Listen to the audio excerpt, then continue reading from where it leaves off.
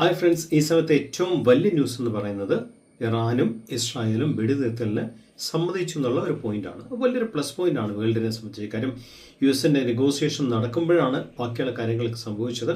അതുകൊണ്ട് തന്നെ negotiation continue ചെയ്യേണ്ട ലോകരാശിക്ക് അത്യാവശ്യമാണ്.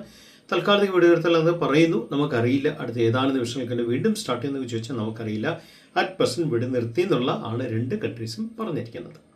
ഇന്നലെ US മാർക്കറ്റ് ക്ലോസ് ചെയ്ത റേഞ്ച് ബൗണ്ട് ആയിരുന്നു. എനിവേ, ഈ വെടിനിർത്തൽ ന്യൂസിന്റെ പുറത്ത് ക്രൂഡ് താഴെ പോയി കേട്ടോ. ക്രൂഡ് ഇപ്പം അറ്റ് പ്രസന്റ് ക്രൂഡ് റെഡിലാണ് ട്രേഡ് ചെയ്യുന്നത്, ദാറ്റ് മീൻസ് താഴെയാണ് ട്രേഡ് ചെയ്യുന്നത്. പക്ഷേ US ഫീച്ചേഴ്സും വീക്കായിട്ടാണ് ഓപ്പൺ ചെയ്തിരിക്കുന്നത്. അപ്പം മാർക്കറ്റ് പൊതുവേ ഒരു വീക്കായിട്ടാണ് ഓപ്പൺ ചെയ്തിരിക്കുന്നത്. സോ നമുക്ക് ഏഷ്യൻ മാർക്കറ്റ്സ് ഇപ്പോൾ ഓപ്പൺ ചെയ്തിട്ടുണ്ട്. ഏഷ്യൻ മാർക്കറ്റ്സിന്റെ അവസ്ഥ ഇപ്പോൾ പറയാം.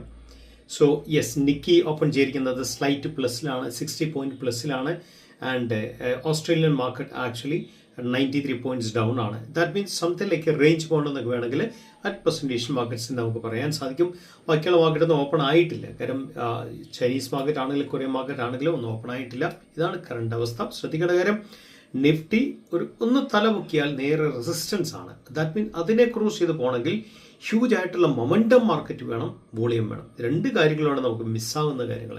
ശ്രദ്ധിക്കേണ്ട കാര്യം, പുതുതായിട്ട് ഞാൻ ഇന്നലെ പറഞ്ഞല്ലോ, ട്രെൻഡ് നടക്കുന്ന ഏതാനും സെക്ടറേ ഉള്ളൂ. ഫാർമയുണ്ട്, ഡിഫൻസ് ഉണ്ട്, സെലക്റ്റീവ് ആയിട്ടുള്ള കെമിക്കൽസ് ഉണ്ട്, അല്ലെങ്കിൽ കേബിൾസ് ആൻഡ് വൈസ് ഇന്നലെ പുൾ ബാക്കിലേക്ക് പോയി.